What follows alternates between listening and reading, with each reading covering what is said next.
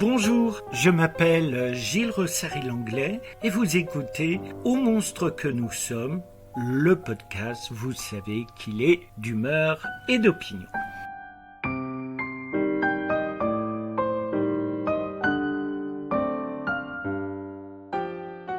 À l'épreuve de la création, podcast en 4 épisodes, aujourd'hui 3e épisode, l'enfer c'est soi.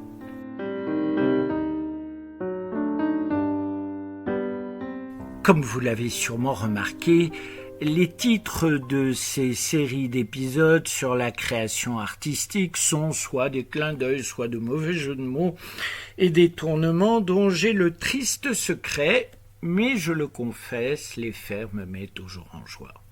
Tel un enfant qui ferait le pitre, d'ailleurs le premier épisode s'intitulait « L'enfance de l'art ». Il est ici une référence à un court-métrage de feu Jean-Luc Godard et d'Anne Miéville. Ce fut une commande de l'UNICEF, comme à son habitude Godard fit du Godard. Mais l'ensemble des symbolismes présents dans ce court-métrage de 1990 sont en adéquation quant au questionnement qui traversait cet épisode. Sans oublier cette boutade de sa part dans une émission que je pense pouvoir être prise au premier degré quand on a écouté les interviews qu'il a pu donner au cours de son existence. Il fit donc cette boutade sur France Culture en 1998 en lançant « Le cinéma, c'est l'enfance de l'art ». Phrase avec une myriade de tiroirs sur laquelle je vous laisse méditer. Puis, pour le 2e épisode, je vous ai gratifié d'un « À la recherche du sens perdu ». Je vais décevoir les aficionados d'Indiana Jones, il n'y a nullement d'arche d'alliance ou de temple ici à retrouver, mais bien le temps proustien.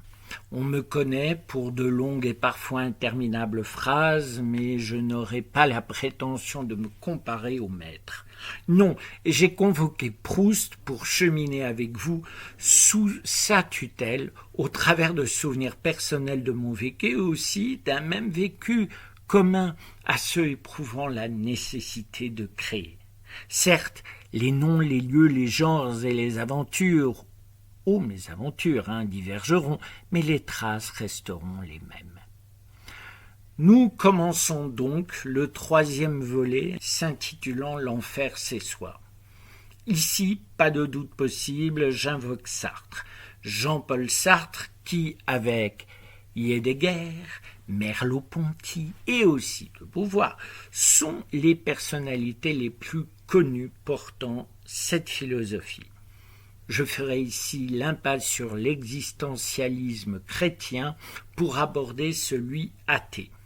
Je vous rassure, je ne vais pas vous faire un cours de philo, je n'en ai ni la légitimité ni les compétences. Alors pourquoi passer de l'enfer c'est les autres à l'enfer c'est soi? Et pourquoi introduire ce courant philosophique dans ce podcast sur la création artistique? C'est ce que nous allons aborder dans cet épisode. Je vais essayer par mon parcours de vous expliquer pourquoi il y a autant de chemins que d'artistes et qu'ils s'avèrent souvent sinueux, improbables et même violents. Pour planter le juste décor, nous allons invoquer les mânes de Sartre, de Spinoza et Platon et faire un gloubi-boulga propre à expliquer une existence, en l'occurrence ici la mienne, mais je le dis de nouveau, ceci est valable pour temps et temps. Alors remontons entre les 5e et 4e siècles avant Jésus-Christ en Grèce, précisément à Athènes. Si vous pouviez déambuler dans les rues de la cité-État, vous pourriez avoir la chance de croiser l'immense Platon, dont l'empreinte marque encore de nos jours la philosophie. Vous pourriez l'entendre vous conter sa caverne, où sont enchaînés de pauvres bougres qui s'avèrent être moi, vous, eux, lui. Je ne vais pas expliquer ici ce qu'est l'allégorie de la caverne de Platon. En revanche, ce qu'il faut retenir comme élément d'information est que les humains sont prisonniers dans ce lieu et ces humains sont maintenus assis face au fond de la caverne. Ils sont dos à l'ouverture de cet espace, dos à la lumière. Ainsi, ces hommes ne voient qu'un jeu d'ombre formant leur quotidien, leur réalité. Jamais ils n'ont vu autre chose que ce jeu de lumière portée, créant un théâtre d'ombre comme l'affectionnent les Javanais et les Balinais, que l'on nomme le Wayang Kulit. Pour ces gens, la réalité sont ces ombres et non nos corps incarnés. Le sens des gestes, des interactions est comme le reste, une interprétation personnelle et collective de ce qu'ils arrivent à percevoir. Et pour Platon, nous sommes à des degrés divers et sur de multiples sujets comme eux. Pauvres êtres, ne connaissant notre monde trop souvent que par l'unique biais de nos sens, et donc trop souvent loin de la réalité, dirigés par nos émotions, loin de toute réflexion. Ici, Platon ne juge pas, ne dénigre pas.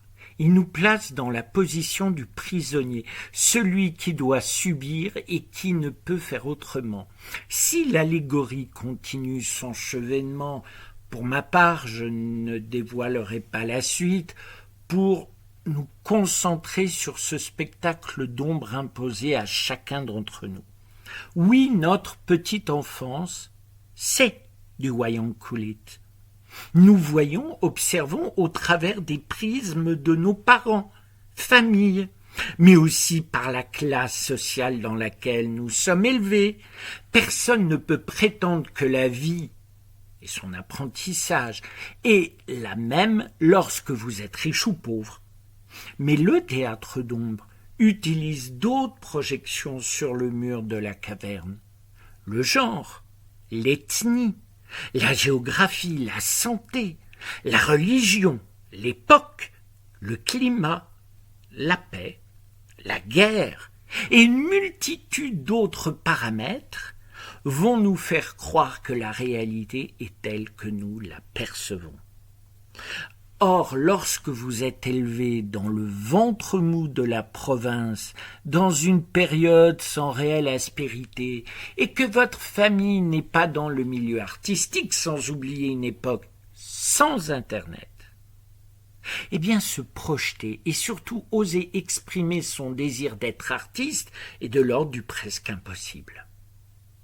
Et ce qui est bien plus limitant qu'une pression familiale qui irait à l'encontre de ce désir, est bien votre méconnaissance du monde, de la réalité et de ce que vous êtes au fond de vous. Comment pourriez-vous le savoir, puisque vous êtes biberonné par le théâtre d'ombre? C'est ici que Spinoza entre en scène. Baruch Spinoza, excusez-moi pour ma très mauvaise prononciation du portugais. Oui, je sais, ce prénom a des sonorités qui est peu française. Ce philosophe majeur est un juif marane d'origine portugaise, mais né à Amsterdam. Oui, déjà, cela place l'homme dans une sorte de brassage qui sent s'avancer à structurer sa pensée. Le fait aussi que sa famille dut fuir le Portugal à cause de l'Inquisition catholique et que lui subira l'Echaim, équivalent de l'excommunication, mais chez les Juifs, le marquera et l'emmènera vers une philosophie critique du fait religieux. Il est avec Descartes et d'autres philosophes les représentants du rationalisme. Toute sa vie, il connut la censure. Et peu de ses écrits furent édités de son vivant. Il mourut à 45 ans de la tuberculose. Or, en ce XVIIe siècle, où les Lumières voulaient briller plus fort que l'obscurantisme religieux, les amis de Spinoza ne voulurent pas que sa pensée disparaisse avec sa mort. Donc ils firent publié ses œuvres, moins verrouillées, puisqu'il avait disparu, et depuis lors sa pensée a traversé le temps et toujours aujourd'hui éclaire la philosophie moderne. L'une des idées fortes de Spinoza, pour son temps, est de dire que non, l'humain n'est pas responsable de tout et que surtout, ce qui le fait agir, parfois même contre ses propres intérêts, n'est pas une force divine, la destinée, mais bien l'ensemble d'éléments qui constituent ce qu'est son existence. Et on retrouve là, d'une certaine manière, les prisonniers de la caverne de Platon. Mais Spinoza nous dit que si nous sommes construits, et parfois trompés, par tous nos sens, et donc nos sensations, c'est que nous en tirons des conclusions tronquées. Mais, et cela a toute son importance, l'humain est un animal social. Nous expérimentons en interaction avec les autres. Mais ce monde, cette société, ses codes, ses obligations, ses devoirs, ses interdits et tout le reste agissent sur nous, nous contraignant, nous formatant et souvent nous obligent à agir de certaines manières et même si cela peut nous sembler débile et même dangereux. Pour résumer, Spinoza nous dit que nos actes ne sont souvent pas de notre volonté propre, mais d'incroyables croisements de notre existence. Devinant dès le XVIIe siècle ce que 200 ans plus tard Auguste Comte appellera le déterminisme social et ce que 250 plus tard Sigmund Freud appellera l'inconscient et que de nos jours on nomme l'intersectionnalité.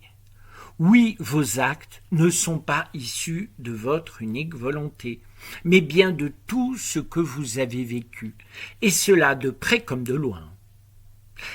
Et si vous trouvez que c'est exagéré de dire que des événements ayant eu lieu, par exemple, du temps de vos arrière-grands-parents, ne peuvent agir sur vous, alors quelle vie auriez-vous s'ils avaient, par exemple, émigré ? Ou si le pays où ils se seraient installés, par exemple, était en guerre. Et finalement, même sans guerre, ce pays où ils s'installent n'a-t-il pas d'incidence ?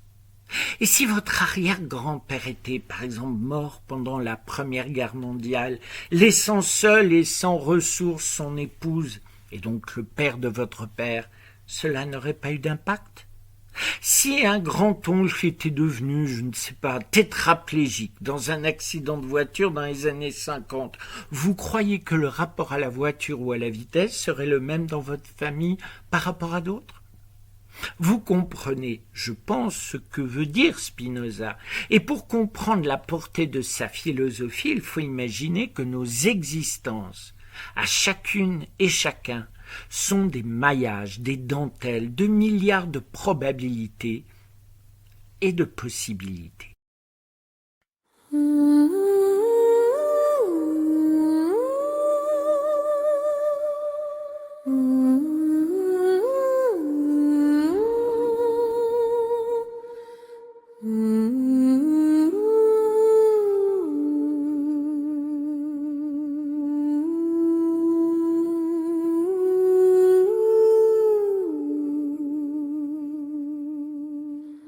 Pourquoi moi?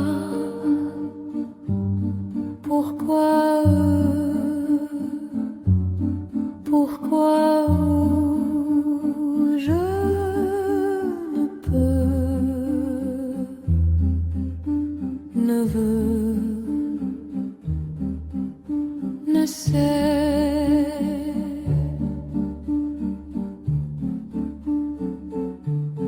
Pourquoi hier,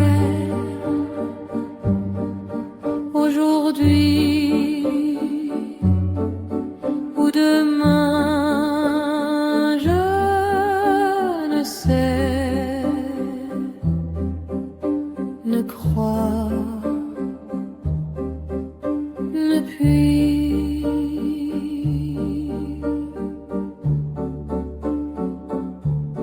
Pourquoi ici?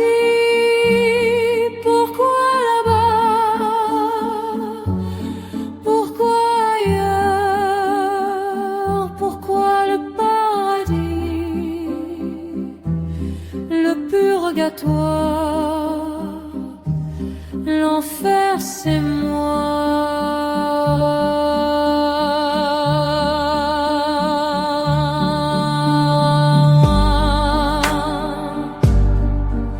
Oui, moi,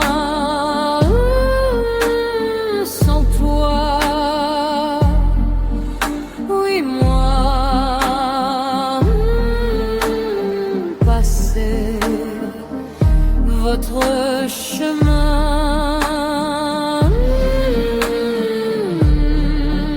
L'enfer, c'est pour demain.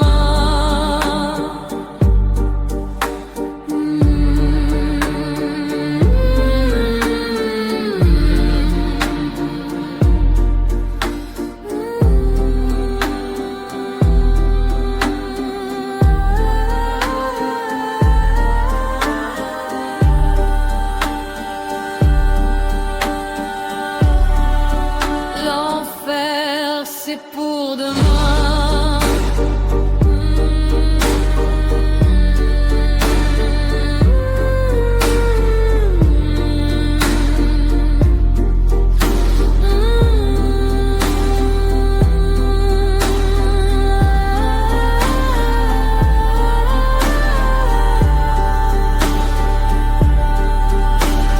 L'enfer.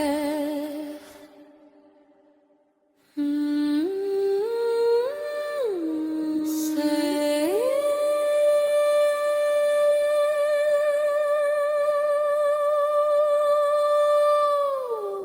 moi.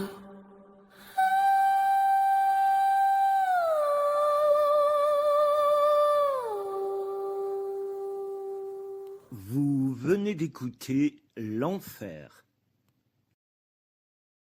Alors, devant cet enchevêtrement de lignes de vie, vous imaginez les états d'incompréhension dans lesquels je me trouvais. Mais cette incompréhension, j'en suis certain, touchait aussi ma famille, mes proches, sur le choix des routes à prendre et à éviter.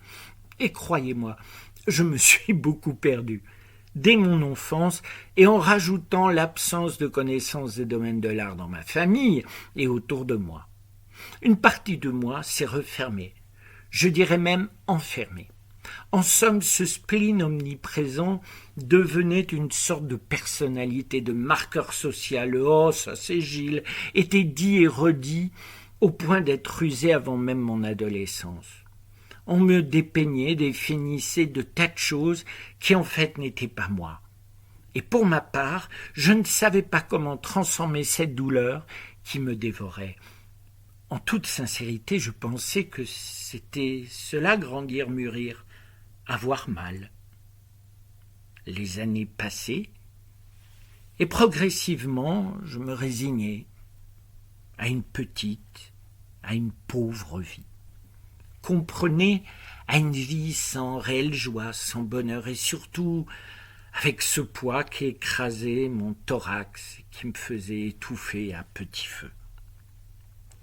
Platon, plus Spinoza, en somme, je ne voyais que les ombres portées sur le fond de la caverne et les éléments interagissant avec mon existence ne m'offraient ni porte de sortie ni dynamite pour faire exploser le cloaque. Vint alors Sartre. Le XXe siècle, c'est hier. Pourtant déjà la patine du temps donne aux images venant de l'ancien millénaire cette impression d'une autre époque, d'une autre société.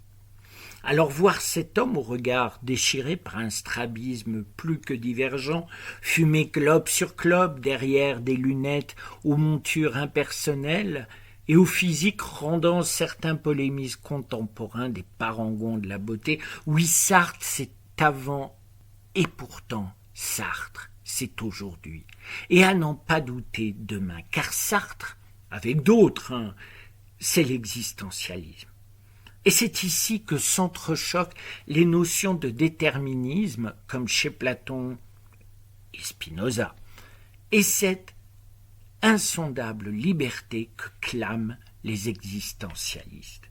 Car pour eux, l'humain un total libre arbitre sur son existence, et qu'il en est donc responsable. Il est responsable de son destin. Si cette vision que les travaux sociologiques modernes battent en brèche, elle a pourtant une importance, surtout aujourd'hui, avec le retour d'une religiosité intrusive. 40 ans des philosophes vous dire « Humain, mon frère, ma sœur, tu es maître de ton destin » est à la fois un fardeau, compliqué à porter, et à la fois libérateur. Car si on ne choisit pas sa famille de sang, on peut par exemple choisir celle de cœur. Et c'est ce fait qui me permit de renaître, de comprendre ma vie, mes errements, et qu'embrasser ce que je suis, tout ce que je suis, reste le seul remède à mon mal-être, à mon mal-existence, pour ne pas dire mon mal-existentialisme. Car si la liberté absolue est un privilège encombrant et exigeant, elle est aussi la possibilité de comprendre que nous pouvons tout faire pour transcender une existence qui nous rend malheureux. Dès que j'ai pu vivre loin de mon monde d'enfance et adolescence, ce monde qui voulait me digérer, dès que j'ai pu aller voir ailleurs si j'existais, j'ai entamé en premier lieu non pas un chemin de Damas, mais bien celui de Dante, que Dante entreprit aux côtés de Virgile. Les cercles des enfers me permit de comprendre. Or, l'absence de cette compréhension dès mon enfance de ce que l'art peut offrir et changer en soi, cette non-compréhension me fit faire des allers-retours dans des disciplines diverses et variées. Je m'essayais au cours Florent, au conservatoire de chant, à la photographie, avec un photographe de mode, aujourd'hui décédé, et du travail d'écriture pour les autres, toujours les autres. C'est le photographe et un de mes professeurs de théâtre, tous les deux aujourd'hui décédés, qui m'ont pourtant offert la clé, ma clé. Et cela dès le début des années 90. Nous sommes aujourd'hui 35 ans plus tard, il m'aura fallu plus de 30 ans pour comprendre ce qu'il me disait, de l'accepter, de l'assumer et d'avoir surtout le putain de courage de le vivre. Massimo et Olivier s'effondrèrent lorsque j'ai tourné le dos à mes apprentissages artistiques. Pourquoi les ai-je abandonnés ? Mais par amour, bien sûr, ou plutôt devrais-je dire par passion. Car malgré mon intelligence que tout le monde de tout temps me reconnaissait, j'étais d'une totale immaturité sentimentale. Mais ceci est une autre histoire. Ce qu'il faut retenir ici est que Massimo s'amusait à me dire, avec son accent italien coupé au couteau, que j'étais techniquement pour le développement. Je rappelle que nous étions toujours à l'époque de l'argentique, mais que j'avais l'œil. Je savais raconter des choses avec mes clichés. Et quand je parle de l'argentique, je me souviens avec émotion d'après-midi et de soirées passées chez lui à développer les photos prises, parce qu'il avait installé dans sa salle de bain, puis après quand il a eu un grand atelier, tout pour les bains différents pour révéler. Il était extraordinaire, jouer sur les matières avec ça. Moi, j'étais catastrophique. Mes tremblements qui étaient déjà présents n'arrangeaient rien. Mais il me répétait toujours « T'es vraiment mauvais pour ça, techniquement, l'argentique, mais tu as l'œil. Tu sais raconter des histoires dans ce que tu vois, dans ce que tu photographies. » Et Olivier, professeur martyr par son état physique pour ses dernières années de cours d'art dramatique, se mit à pleurer, lui, lorsque je lui annonçai ma volonté de tout arrêter pour celui qui dévorait ô combien ma vie. Il me supplia de ne pas arrêter, me disant que c'était moi qui avais du talent, pas lui, que j'avais tant à dire. Rien n'y fit. Et ce n'est que 10 ans plus tard que leurs phrases vinrent se télescoper dans mon cerveau. 2015, année funeste où j'ai participé à une mise en scène en cet acte aux conséquences aujourd'hui connues. Étais-je enfant de Platon, de Spinoza ou de Sartre? Je pense aujourd'hui les trois à la fois. Mais ce qu'il faut retenir, et qui a trait au sujet du podcast, est ceci. Oui, là commence, avec qui, quand, où nous naissons. Tout cela a une incidence directe sur notre possibilité de pouvoir très tôt pratiquer l'art, ou du moins savoir ce qui existe, et que surtout, nous tous y avons le droit. Oui, les choses de la vie peuvent nous occulter les possibilités de nous épanouir dans des pratiques artistiques, que cela soit en amateur, semi-professionnel et même professionnellement. Être artiste n'est ni une honte, ni un gros mot, et dit beaucoup de ceux qui les dévalorisent. Oui, trouver sa voie, son médium, peut prendre du temps, beaucoup de temps. Ce cheminement vous appartient, et personne n'a le droit de vous dire « c'est trop tard ». Tu es trop vieille ou vieux. Fuck off. Ces gens sont souvent des frustrés, pire des trouillards, des pleutres, qui n'ont jamais osé vivre leur vie. Je le sais. Finalement, j'étais comme eux, puisqu'il m'aura fallu avoir 50 ans. Et surtout, ma dépression nerveuse pour oser me lancer. Car oui, ma dépression est une des meilleures choses qui me soit arrivée dans ma vie. Grâce à elle, plus de cordes, de laisse, de collier. Grâce à elle, j'ai osé écrire pour moi, dénoncer l'affaire qui m'a jeté en prison, coupé avec tant de gens, toxiques et d'autres qui ne l'étaient pas. En somme, ma dépression fut un maître. Je répète souvent, ad nauseam, cette phrase de Molière. L'amour est un grand maître, ce qu'on ne fut jamais. Il nous enseigne à l'être. Aujourd'hui, je peux la revisiter pour dire « La dépression est une grande maîtresse, ce qu'on ne fut jamais, elle nous enseigne à l'être. » Mais alors, se lancer, c'est comment? C'est ce que j'aborderai avec vous dans le 4e et dernier épisode de ce podcast, dont le sujet est la création artistique. Il s'intitulera « Cheminer ».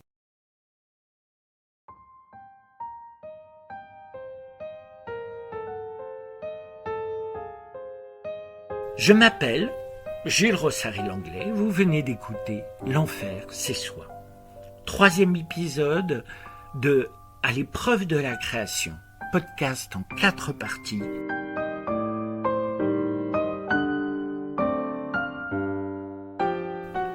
Au monstre que nous sommes, le podcast d'humeur et d'opinion.